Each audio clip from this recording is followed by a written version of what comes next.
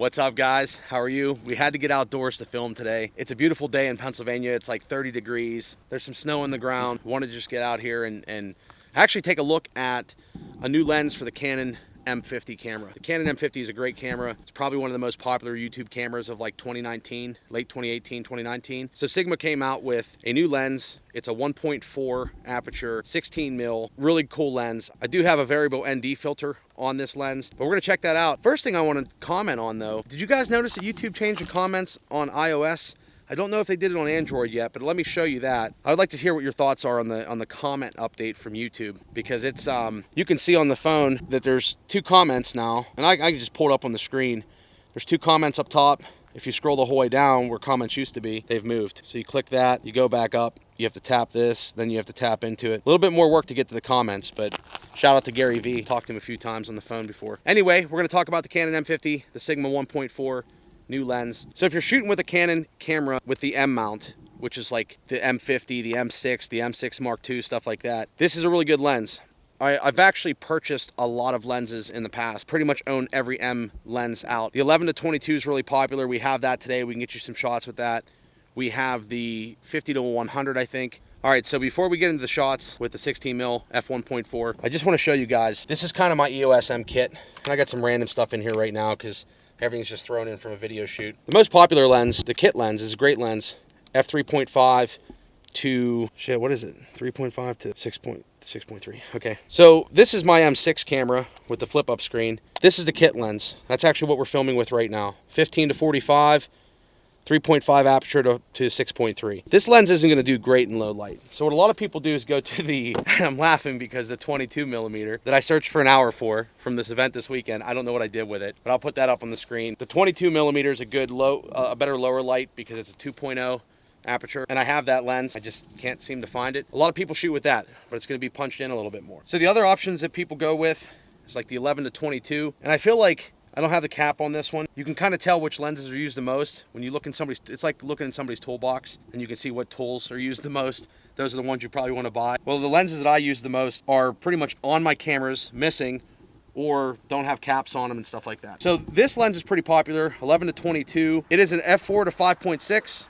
It's image stabilized, so you get a little bit better lens stabilization on top of your built-in image stabilization, the electronic image stabilization. So a lot of people go to this lens. I've used this lens a lot. You can see it's got its use. 11 to 22, that's probably the next step up that people go to from the kit lens. After that, if you're gonna film macro or really close-up shots, you pretty much can go with this 28 millimeter macro image stabilizer. It has a ring light built on it for your close-up shots. Maybe you're shooting, you know, food, or I mean, it's actually a pretty good lens. I don't use it that much. There's a little light on it, runs off the camera. I forgot it's not battery operated. So this lens here, I don't really use it that much. And then I bought one to get a little bit of zoom.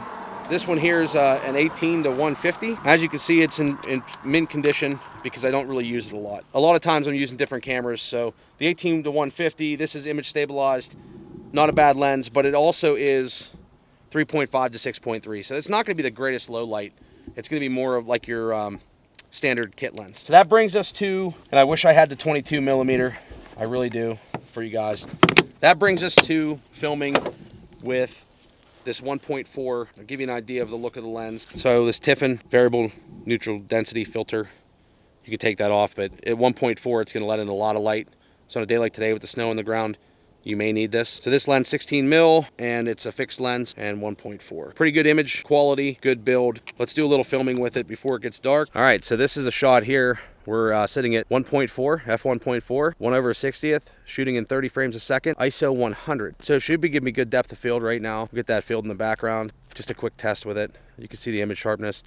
We'll bump this up to f2.0. All right, so here we are at f2.0. Just giving you a little test with that. Give you a little look around. Let's do a quick vlogging test, and I'll walk down the street to give you an idea on, I only have the stabilization right now on the normal mode. So you can do the enhanced, but you get more of a crop. This is sitting about three feet or so. Not even that. The lens is about 2 feet away from my face. So this gives you an idea of the picture you're gonna get. So I wanna show you like f4.0, which is gonna give you a little bit less depth of field, but we'll unscrew the neutral density filter. But if we take off the ND filter, that's at f4.0. So you're gonna lose a little bit of that shallow depth of field, but I'm still sitting at ISO 100 right now. All right, so with the ND filter on, you can see I should have some good background blur, the bokeh that Camera Conspiracies calls it. Other than that, let's do a focus test, since this isn't a native lens for the Canon EOS M50. All right, so focus test, F1.4.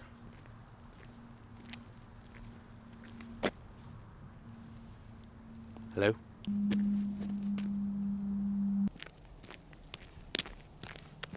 Please subscribe. I was thinking this would be a good time for you to hit the subscribe button right down below. All right, so we're both freezing right now. It's starting to get dark out. We're gonna grab some B-roll real quick. Let me know what you guys think of this lens. I really think it's a good option if you're an M50 shooter for lower light. We'll do some low light tests later on tonight, maybe indoors, and we'll go from there.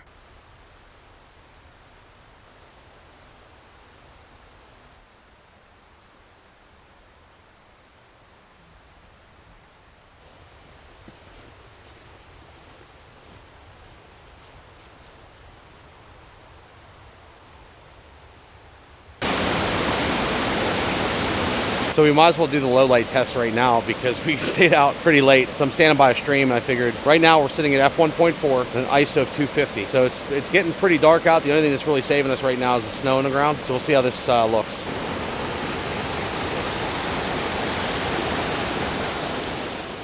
All right, so anyway, let me know what you think about the YouTube comments being changed, especially on iOS. I didn't see a change on iPad and I didn't see a change on desktop. But I appreciate you guys for being here. We'll catch you in the next pixel.